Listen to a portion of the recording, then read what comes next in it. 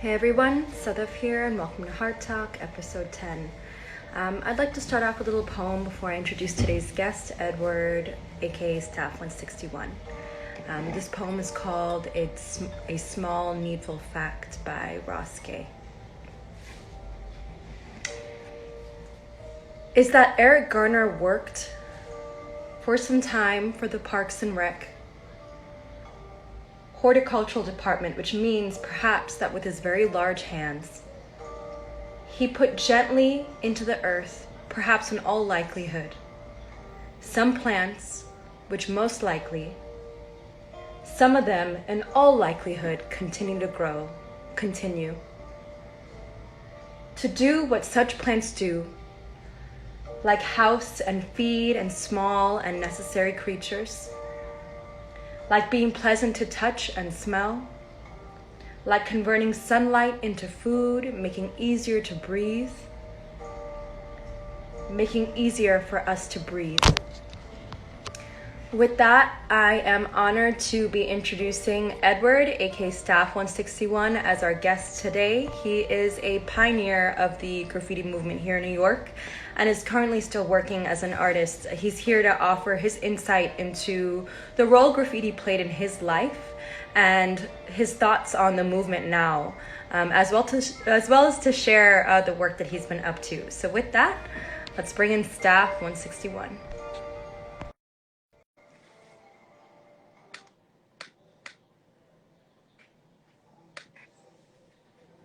Thank you guys for coming in and joining in. Those of you who are coming for the first time or are here as returners. Today is the first of our Pioneers to Presence series, and there he is. Hello. Peace. Peace. How are you? I'm okay. I'm doing. What's up? It's hot. Okay. So I'm hydrated. Yeah. Can you hear me good? I can hear you good. Yeah. Can you hear me? All right, man. Okay. Greeting, Alpha. Greetings. It's good to see you. You're well in these perilous times. Yeah. I mean, and we have a global pandemic raging through predominated communities of people of color, and police departments allow their officers to systematically murder Black people in public. As if it was some kind of a spectacle of entertainment for the media. Yeah, well, more so than how am I doing, more importantly, how are you doing? Yeah. I'm well.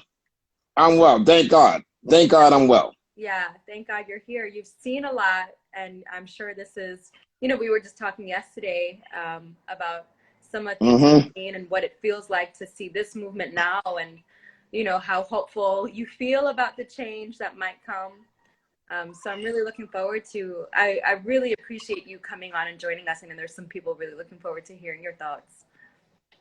Okay. Yeah. So tell us. I appreciate the opportunity to come on and talk to someone as distinguished and active as you are.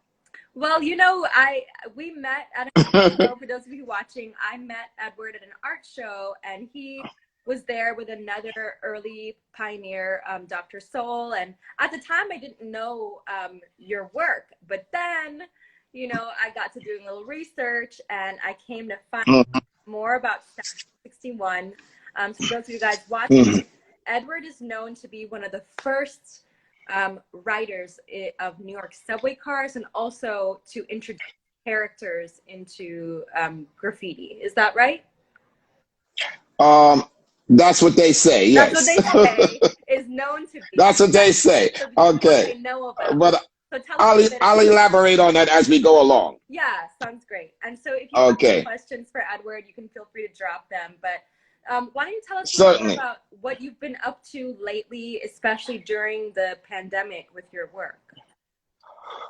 Well, basically, I'm in the tour business here in New York, and it's in the specialty of art, street art, and graffiti art history. Right? I say graffiti art in the sense that's what it's become to be known as, that terminology, graffiti art. And so I work with graph tours, right, in Brooklyn, based in Bushwick, Brooklyn, and we do street art tours and workshops, which basically we teach can control and the use of aerosol as a painting and writing tool. We'll give you that. We help to teach you that skill, so to speak. What does it feel like to share about graffiti art to folks from other countries, folks who never heard about it before? What does that feel like for you? Well, it's since I've been out of the loop with the whole graffiti thing or writing thing. First of all, let me give you this insight. All right. Basically, we're really here to talk about aerosol spray paint, right? I say aerosol spray paint. I mean stuff like this, right? Okay, that's Rust-Oleum brand aerosol spray paint, right? And then there's another brand that I came up with, which is this. That's Krylon brand aerosol spray paint. Now, those paints, that type of use of paint came around in like 1949 in Illinois as an invention. And then soon after it came onto the commercial market, mostly as a utility tool to paint bicycles and to paint cars and other things, like, metal gates or something like that. But what happened in the late 60s and early 70s, kids between the ages of 8 and 16 found it and started using it as a writing and drawing tool.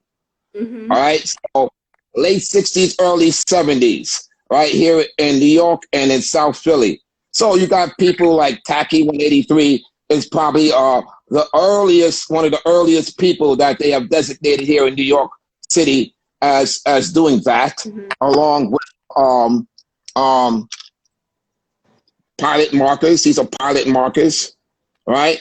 And other types of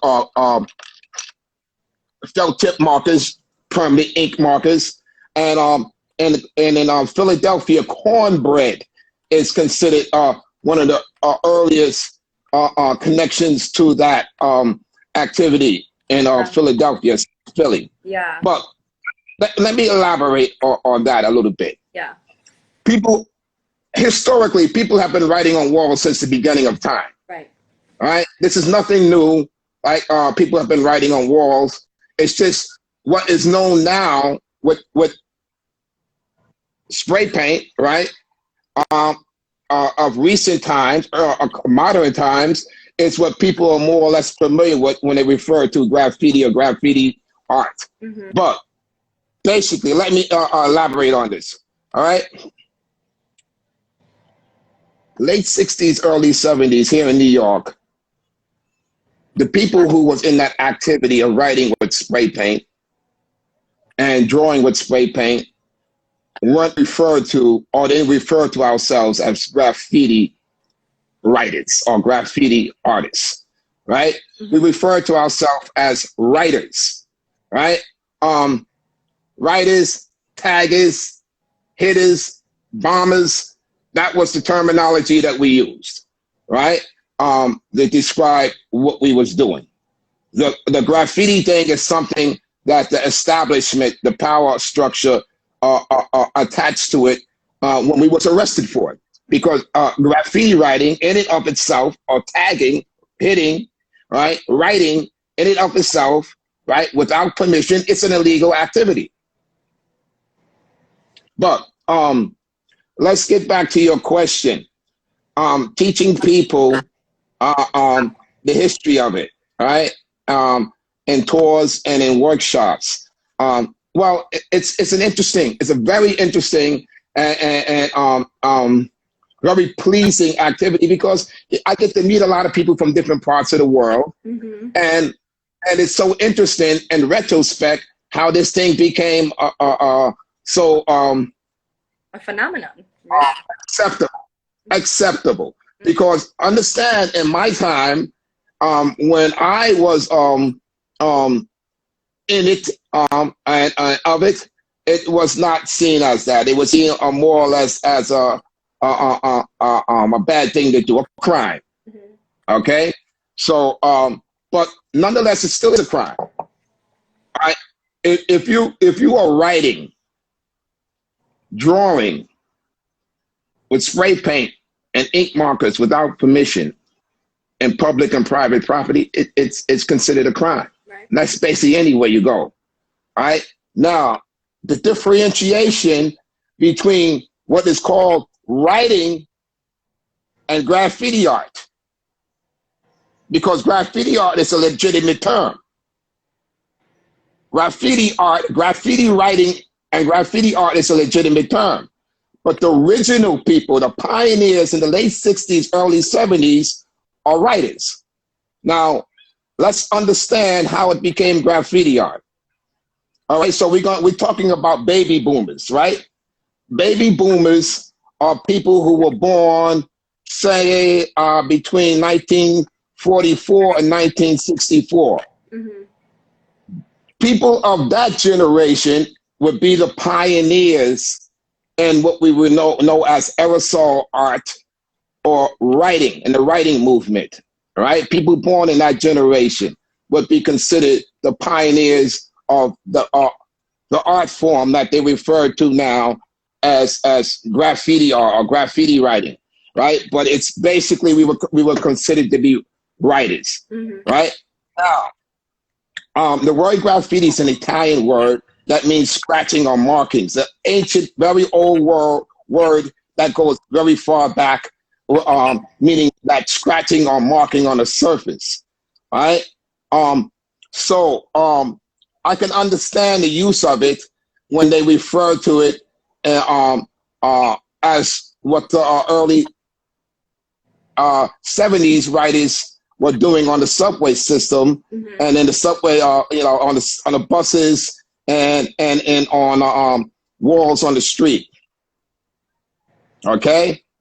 Now, how did it become graffiti art? Do you want to know that? Well, I want to know, how old were you? Because I know this, but I think some of our guests would like to know, how old were you when you first picked up a spray can? I was about 11 years old. And at that 11 years old. And Yeah. Now let me elaborate the motivation of how I got to do that. that would be great. In the neighborhood where I grew up in, was in the South Bronx, in late 60s, early 70s. I got in the South Bronx mid 60s. I was in Fourth Secure and Staten Island for about 5 years. So I was me and my brother were removed from my natural mother. So we was living in like a suburban type area of Staten Island. Now, so we stayed there 5 years. So about 1965, we returned to our mother, who was living in the South Bronx, the Fort Apache section of the South Bronx, a notorious area, a notorious slum, right, ravaged with crime and gangs and drugs and everything imaginable that you want to avoid in life. But nonetheless, that's where we landed. One of the things that I noticed in the neighborhood was a lot of markings on walls. Mm. So I got accustomed to seeing those markings and writings on walls, and it had to do with spray paint. Sometimes it was regular paint, brush paint, and so markers and stuff like that, but a lot of writings on walls. So basically, I grew up in an environment where there was a lot of tags and markings on walls. Mm-hmm. Okay. So as time went, I acquired my own spray paint Mm-hmm. and my own markers early on in school. I was always a person that could sketch things. When I say sketch things, Mm-hmm. I was always able, without any formal training, to draw certain things. So in the primary school I was going to, PS 130 in the Bronx, I started drawing things. There was this TV sitcom that was in the 60s called Mr. Ed, the talking horse. Oh, to the horse, yeah. of course. I remember that. I know. The talk to a horse, of course. Unless, of course, the talking horse is the famous Mr. Ed. So I used to get a lot of that ribbon in school a lot, you know, joking with me because my name is Edward, right? So as a result, I started to pick up markers, right? Markers. And I started drawing things like cowboy hats and horse heads and things related to Western things because of the Mr. Ed thing that I had picked up. So that became my first tag, Mr. Ed. Oh, I didn't know Mr. Ed was your first tag. I thought it's been staff. That was my first tag. Yeah. So how did you become? So yeah. Yeah, because I noticed when I started sketching things and stuff like that, especially on the bathroom stalls in the men's room, right? Little boys' room at that time, right? I got a lot of attention. I got a lot of attention for it. And so I said, oh, so I said, I'm on to something here, you know? So I started tagging around the schools and stuff and then around the neighborhood. Okay. So how'd you get the tag staff? When did it become Mr. Head? How did it move to staff?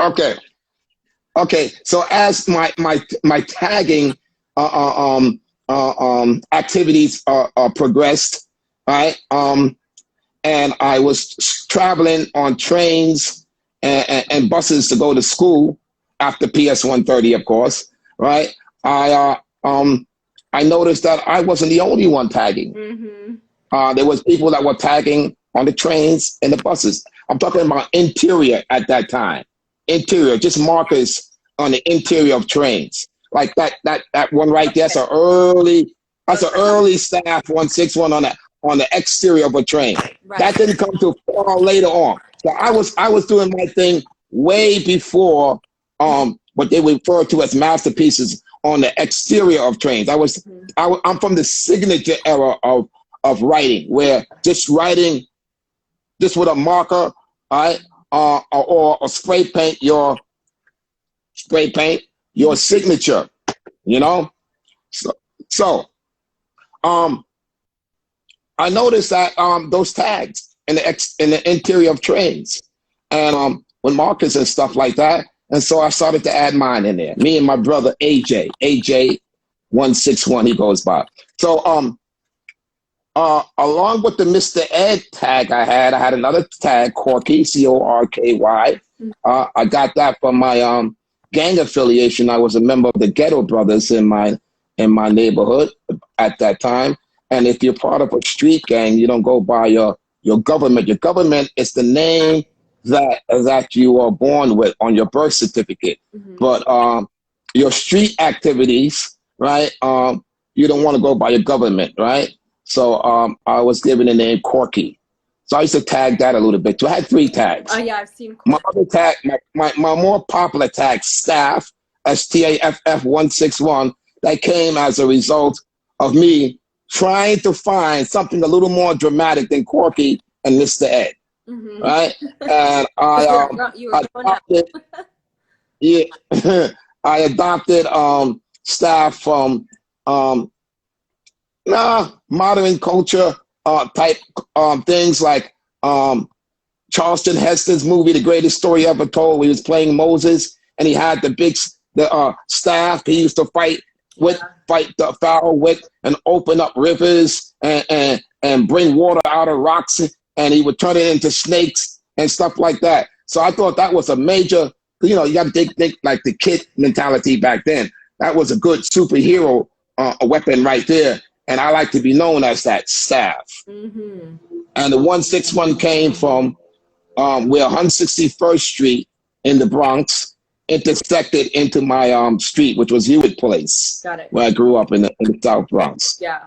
And so Staff 161. Yeah, and I think many people watching are familiar with graffiti already, but usually the number that you see at the end of a tag is usually a neighborhood that represents the artist. Yes, or something more like a building number, or something that associate the writer with his neighborhood or where he's from. Yeah. But let me make this point to you here, right? What is the main motivation? What was the main motivation, drive, or purpose for that at that time? Let's be real with it. What was the main motivation, drive, and purpose for that? Well, it's a few things. Number one, it's something called getting up. Getting up. The definition of getting up for a writer, right? Someone that tags and hits, right? Is that the frequency of your tag around the city, right? Gave you a certain rank or popularity with your peers. Right. So you got to get your numbers. And that was the main motivation. See, a lot of people make this thing, oh, it's art. It wasn't art in the beginning. It became art later on. Right. It became an art thing later on. And we'll go into that as we go get into this interview. But getting up was the main motivation, and it's the primary motivation for those that call themselves writers. If you're a writer, you have to get up. All right? Or get around. Getting around and getting up are the two main motivations. Okay? Yeah. And then of course there's bombing. Right? The thing a lot of people would say, oh, writing's not political, it's just a kid's mischievous thing. Well, let me say this to you, right? Yes and no. I say yes and no. Yes, it involves childhood mischief, but there's another factor involved in that too, right? We had something called bombing the system, right? This is the only youth organization or youth movement, for a better word, that directly attacked a government entity. When I say directly attacked a government entity, right? Mass transit in New York City. When I say mass transit, trains and buses. Of course, and you know that's not legal, of course. That's a crime, yeah. All right, but nonetheless, that's what we call bombing the system. And that's all about writing as well. If you're a writer, you bomb the system. All right. I mean, like, I don't know what else you can call yourself a writer being unless you bomb the system. That's how it started out as, right? I don't know when that came out of the equation, bombing the system or getting around or getting up, right? Yeah. I see we're getting some comments here. I don't know if they're going to hear me, but a friend of yours, I think, is wanting to listen but having trouble with the connection from Rotterdam. So let's kind of jump there.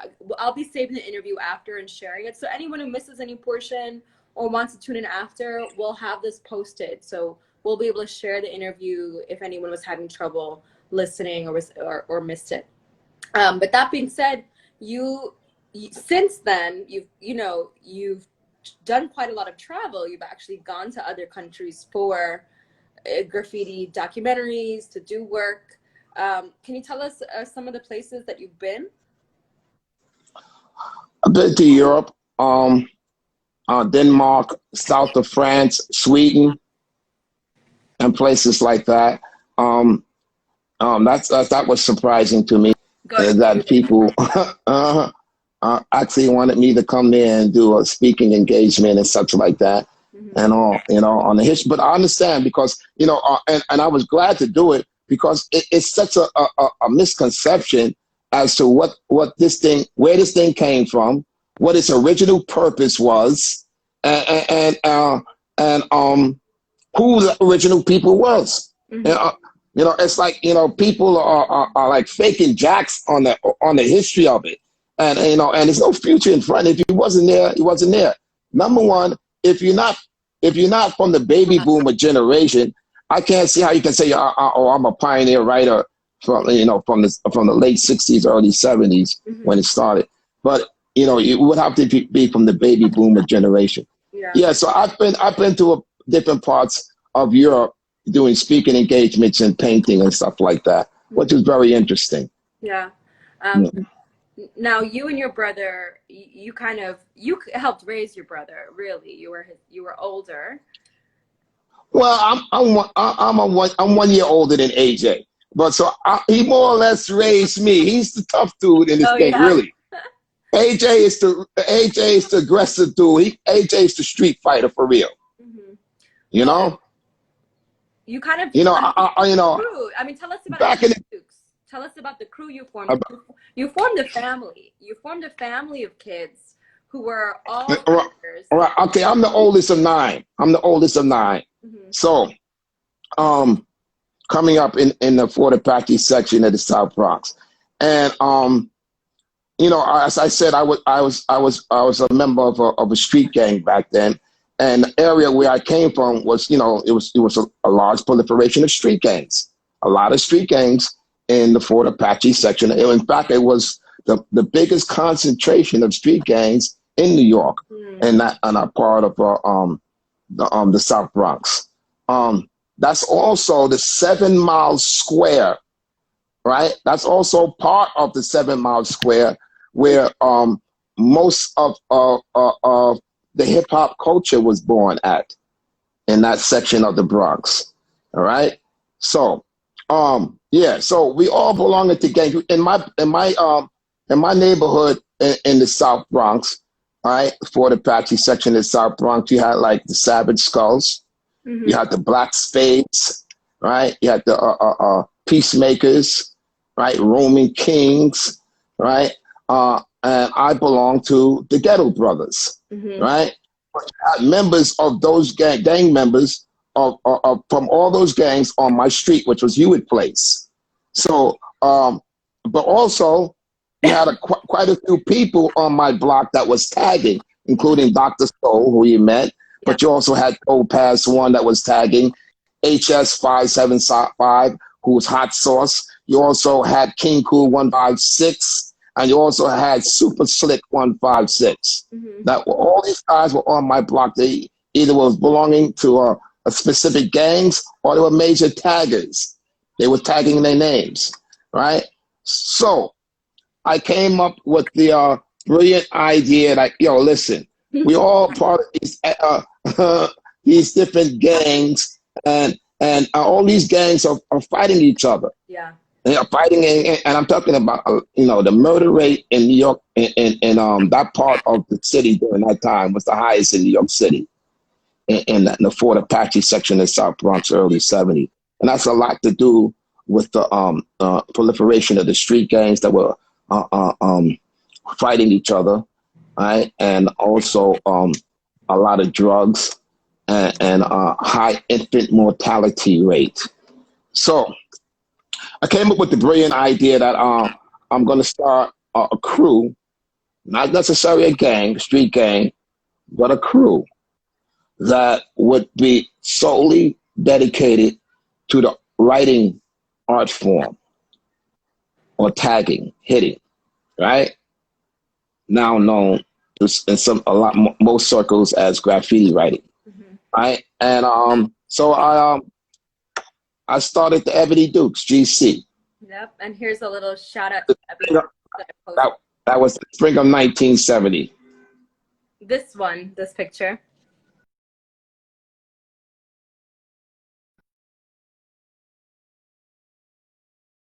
Known for, besides establishing one of the first tagging crews ever in the spring of 1970, the Ebony Dukes GC, is that once the tagging phenomenon progressed onto the mass transit system, and the mass transit system became the target or focal point of writers statewide, Brooklyn, Queens, Manhattan, the Bronx, because you had writers from all these different areas, right? And I had crew members from all those areas as time progressed as well. We got into what we call masterpiecing. Yeah. Okay. Masterpiecing is one of the first large bubble letter tags that was on the exterior of a subway car was Super Cool 223. Got it. So and I was one like, would this be an example of a masterpiece? Yeah, so that's considered what you would refer to as an early masterpiece, which is a large outline bubble letter tag. And multiple colors. Okay, so that started around late 72, 73, the masterpiece thing phenomenon. And so I went from the signature era and masterpiecing thing, right? And what I did, right, because by that time, the proliferation of tags throughout the city became a lot of tags. So in order for your tag to stand out, you had to do something a little more to it. And that's when the style factor came in. Style, right? And yeah, style is the configuration of your lettering, right? The artistic or aesthetic factor came into play. Mm-hmm. Now, that did not negate the fact that you had to get around. Right. All right, now here we go. And this is what's happening now with a lot of people. They figure that, oh, they don't have to get around or get up. They just have to have some style, and then, oh, they're writers. That's not true. That's not true. You have to get around. You have to get up, right? And if you get around and get up, right, that's the main purpose, the motivation of a writer, a real writer, then you are a writer, okay? But if you focus on aesthetics, right, and the visual factor of it alone, then that has to do with graffiti art. I would have to say a person like that is a graffiti artist. Yeah. You know what I'm saying? That's not a writer. If you're just focusing on the aesthetics and how it looks, the lettering, or because a sign painter can do lettering. Mm-hmm. A sign painter can do lettering. But a writer, he gets around. He gets up. Right. Okay. So the style factor came into play. And me being someone that had a natural inclination to draw things, I just had a natural ability to do that. I started embellishing my tags a lot more than what I was doing from before. Now, something like that, that's a character. Now, that picture right there, that's the one I drew something like that in my neighborhood in the early 70s. I say like something like 1970. Mm-hmm. I drew something like that on a large wall that was on our street on Hewitt Place. And I used to call that my B Boney character. It was just a skull and crossbones.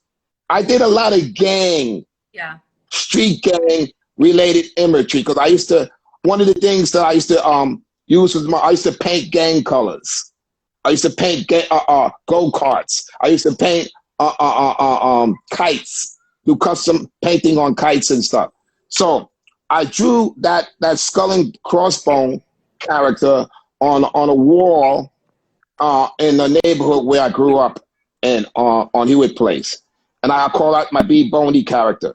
So I got into mixing characters with the letter, because basically writing is a letter and numeral based art form. Letter and numeral based art form. What I did, I introduced along with some other ones, like you have people like El Marco 174. I like the logo he used to use a lot. And then you have people like Sweet Duke 161, and people like Phase 2 and Stop 700. These early taggers or writers, they used to draw characters along with their tags. Like Sweet Duke, he used to draw this martini glass or the Playboy bunny. And so I used to really get a kick out of that. So I started drawing my characters. Mm-hmm. But my characters came mainly during the masterpiece era, the trained masterpiecing era. Mm-hmm. So that train with the Grim Reaper, if you can go to that train with the Grim Reaper character. Yeah. Let's see if I can pull it up. No, it's not on there. My staff 161 nonstop. That's something I did in Denmark. I think the Grim Reaper is a little farther back in my. Okay, but this is it right here, though. Right? It's you know, it's not full train. Okay, yeah. So I did that. I was inspired to do that in 1973, right? Now let me expound on that a little bit. Notice the tag, staff 161, is centered in the middle of all the imagery. On one side, all right, you have the Grim Reaper character that I drew, right? And on the opposite side of the tag, I had drew a grave, a tombstone, and out of the grave was a hand coming up with a spray can. Mm-hmm. That was basically unheard of back then. Now let me explain my motivations in that. My motivations in doing that was to bring attention to my tag. Yeah. I didn't say I wanted to be an artist. I didn't say, oh, I'm going to draw the best thing on the train. The main thing is that I just use whatever natural drawing abilities that I had to bring attention to my tag and so forth. Now that's considered the first use of a character. Here we go. That's the first use of a character on the exterior of a subway car in a conceptual way. And that's basically is what they refer to as the root of what they refer to as can control. Mm-hmm. Now, what is can control? Can control is the ability to take this aerosol can and to draw art with it or do calligraphic lettering with it, right? So I'm considered one of the early pioneers of what we refer to as can control or drawing with the can with characters and such like that. Let me ask you, we have a really great question. So it's a two-part question. One, do you have a favorite writing partner outside of your crew? Outside of the Ebony Dukes, did you have a favorite writing partner? That's what someone in the comments is asking. And then second, that can be a tricky question. Favorite can be a word. And then second part is, who are writers that you see now really getting up? Have you noticed any around Brooklyn that have caught your attention? Oh, wow. Yeah, it's a lot of it. See, the thing with me, remember, I'm an old school cat, man. Now the lettering changed significantly. Remember, I'm from the beginning, bubble letters, bro. Yeah. Bubble, that's my thing, bubble letters. I see, a lot of people I come from the beginning stages of it, right? I'm as old as you can get in tagging. But anyway, nonetheless, the lettering changed in the 80s, late 70s and early 80s. By that time, I had backed out of actively tagging.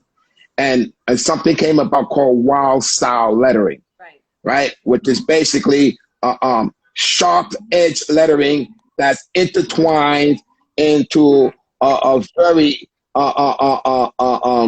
intricate style of writing. Yeah. All right. Wild style came about. At that point, I had backed out of writing and such like that, and I was doing my own thing. But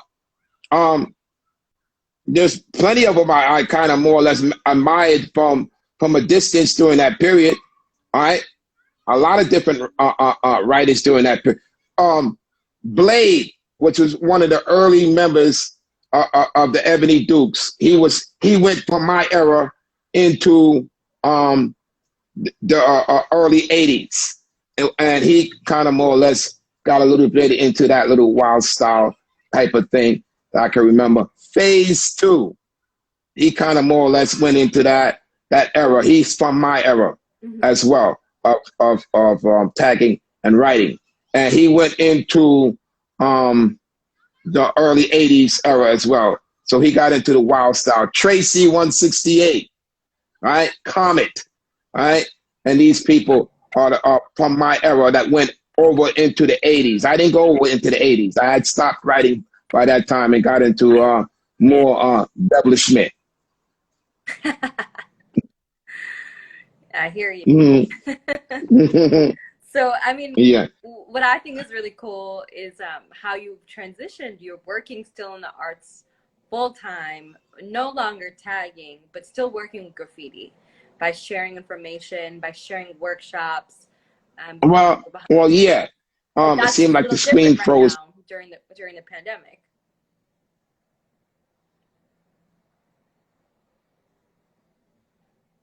Uh-oh, connection. Let's see. Those guys who are coming in, if you have any questions for Edward, we have about 15 minutes left, and we will have time to take a few more questions. Hopefully his wife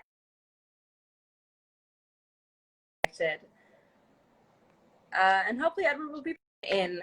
Next week we have Crime 79, and the following week after that we have Lady Pink, who is known to be one of the first female writers in New York.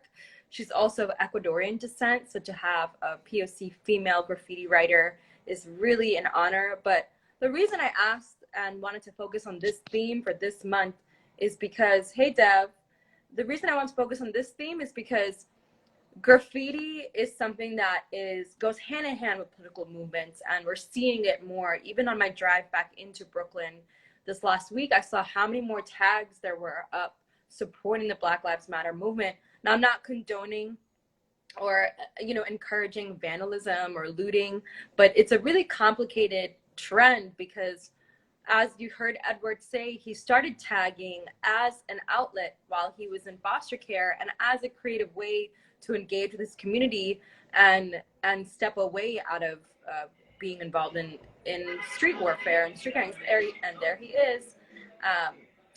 And now, there's still a very deep power to reclaiming, and graffiti is a way to reclaim territory, to express yourself, to establish. So it's something I thought of a few weeks ago, and I've been really lucky that Edward is someone I've connected with. Chris, that's a really great question. Okay, am I back? You're back! Yay! Can you hear me? Yes.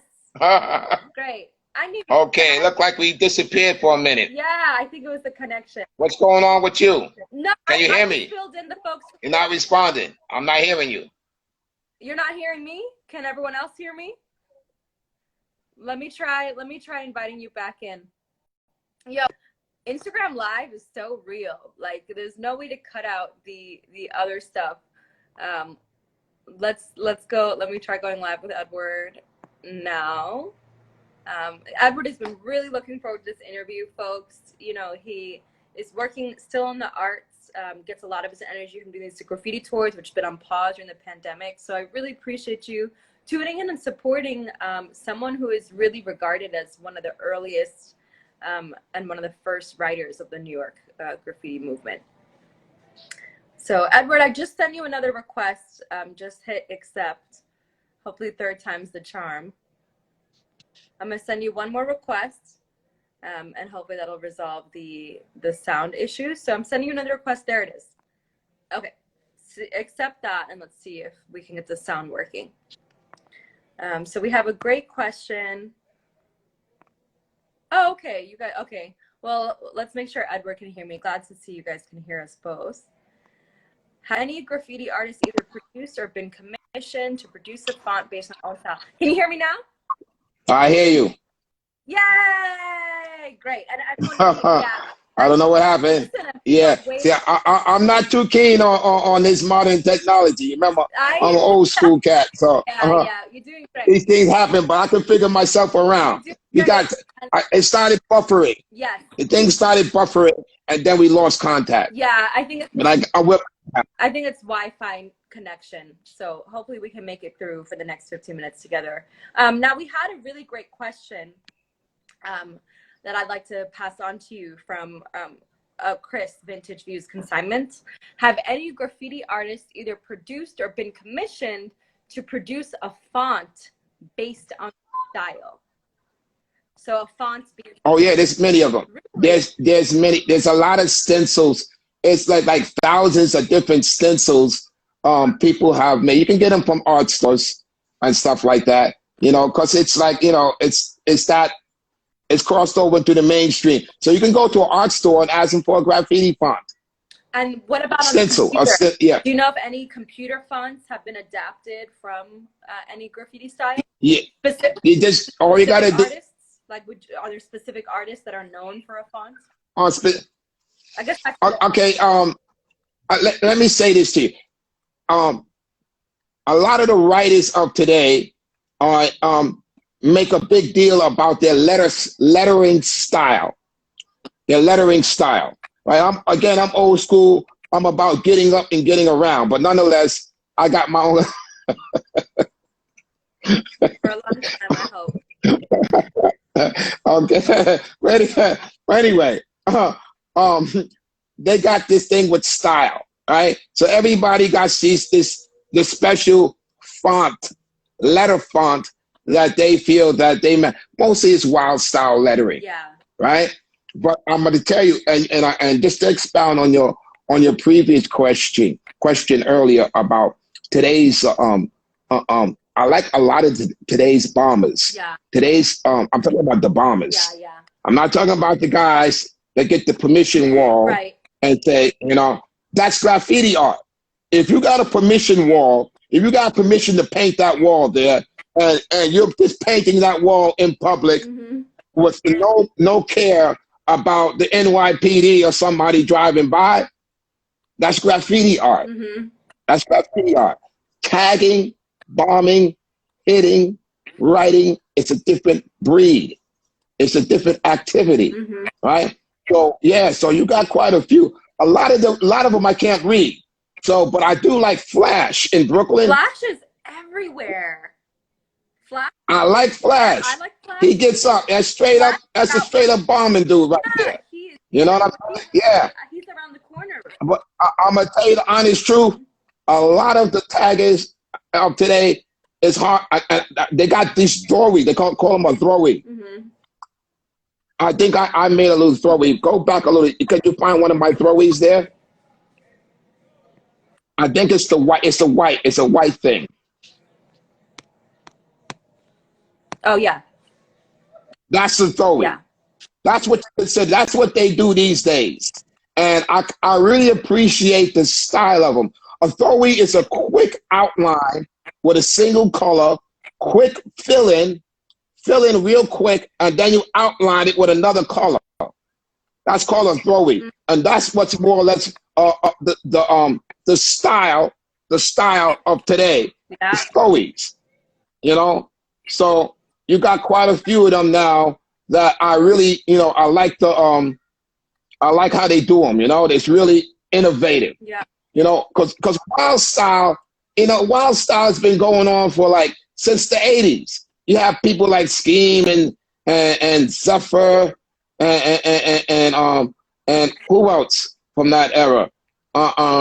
Chain 3 and on and on and on and on that was doing wild style lettering, and they're excellent in their fonts, But again, like I said, that's from the 80s. This is what, 2020, and we're still focusing a lot on wild style. Right. I like the throwies of today.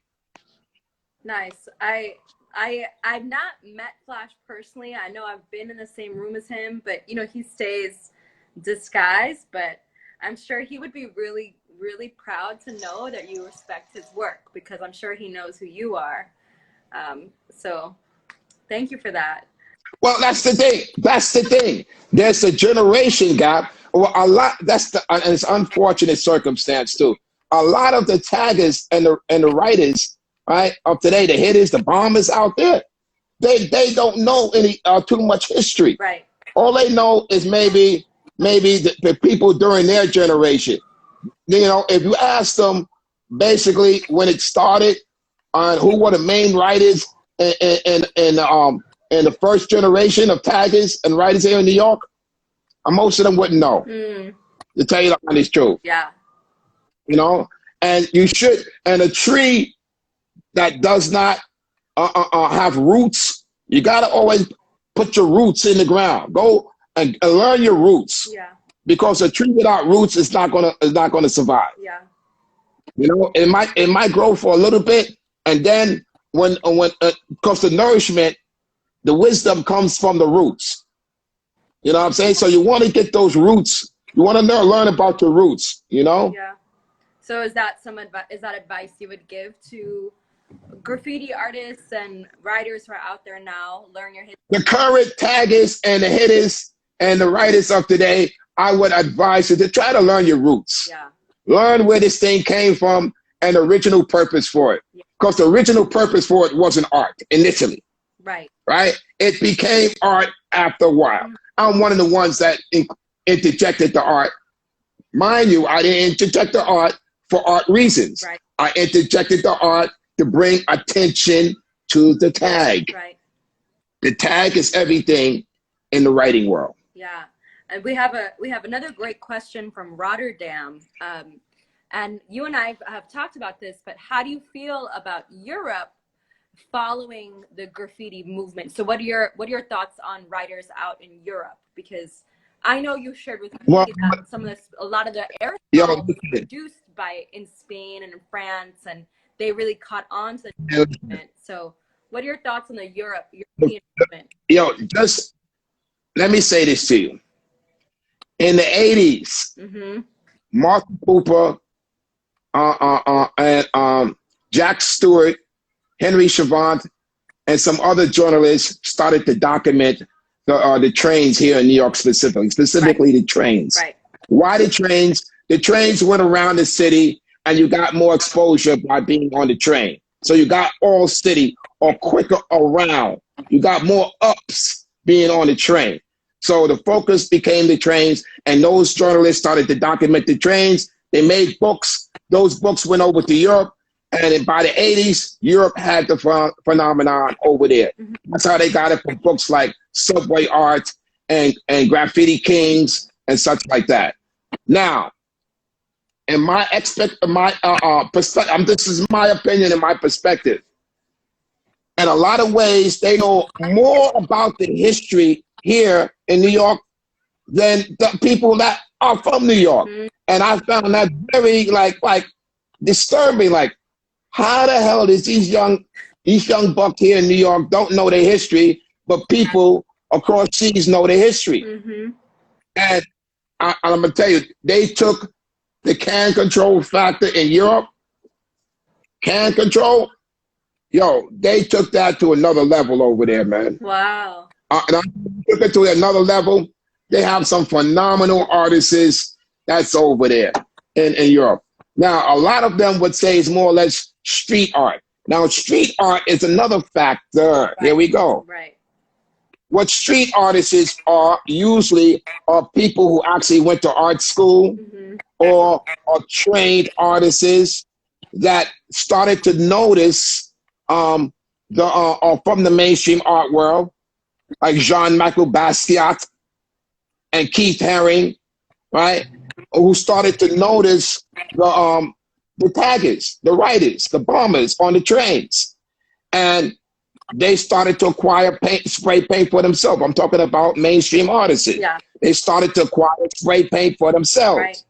And they started to use the venue of the taggers and the bombers, which is the public domain, to do their art, right? So basically, street art are basically mainstream artists that use spray paint and the venue of the taggers, which is the public domain. Yeah, definitely.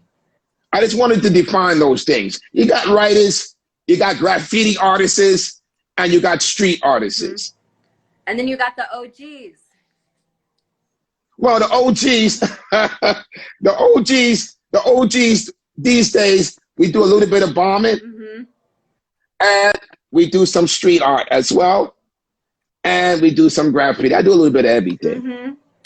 Yes. Now Yeah, I mean, that's how we met. You were supporting a young man, a younger man that you mentor, an artist from the Bronx. We met at his art show, and since then, those of you who are tuning in, Edward had a panel and his art displayed at the Bronx Museum.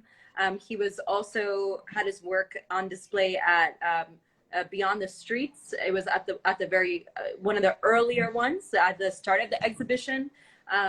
So if you want to learn your history, you want to learn about graffiti, this is a great resource. He is a living legend. He is willing, and he has a studio that is currently on pause, but you know, you'll see Edward walking around Bushwick, showing people and talking about the different styles and the history of graffiti, and then inviting them into your space and actually showing them how to use the can, letting them maybe holding spray cans for the first time.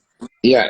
This is water-based Montana brand spray paint. Yeah. So of course this is for indoor use. The water base is for indoor use. That's what I used when we did my. Yeah.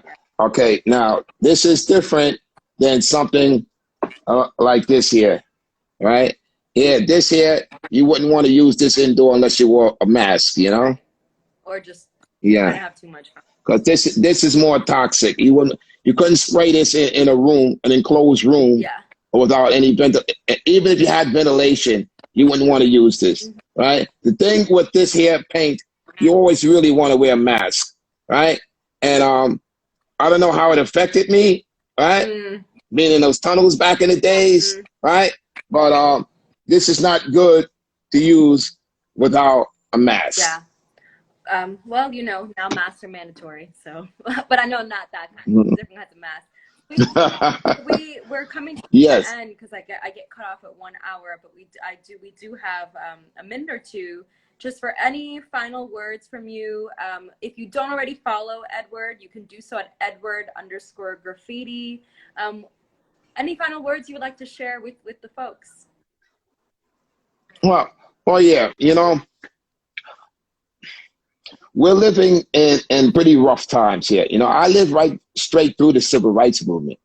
When Martin Luther King and Malcolm X were walking this earth, I was a young kid, and so I basically grew up in very turbulent times in the late 60s, early 70s, and I experienced basically what the unrest is about now, which is racism, right? A lot of racism directed at people of color, and it's so disturbing in this late time in the year 2020 that we still have to revisit these things. You know, it's this so very, very unfortunate to see these things happening. You know, so writing is a form of expression that was invented by youth. It's an original American folk art that was invented by youth to express themselves, right? And also some childhood mischief involved in it, but it was the youth's voice, right? A lot of disenfranchised youth, alienated youth in this society, they have something to say, right? And especially during my era, we had a lot to say, and we didn't have a form or means to express that. But what we found was spray paint, aerosol paint, and through that we expressed ourselves, right? That was the main motivation, to get our voices heard through these aerosol paint cans, right? And eventually, the aesthetic factor came into play, and it became more art. Yeah. All right, which is a great thing, you know. Yeah, and it's about to cut us off, so I just want to make sure. So, Edward, this is Edward, aka Staff 161. Thank you so very much. I have a lot of respect for you, and you did it. You left a mark, and you're still here creating impact. And so it's an honor to really have gotten to connect with you and to have you here today. I appreciate it, and I look forward to continuing to talk and connect, and hopefully in person soon when it's safe. Okay, God bless you, Alpha, and I'm always going to support your cause, because your cause comes from the heart. Thank you. Right? I can see that. I can see that's from the heart. And anything you do, anybody, any of you peoples out there do it from the heart, you know? Yeah. No future in front. Do it from the heart. And I think we'll end with that. Peace. Much love.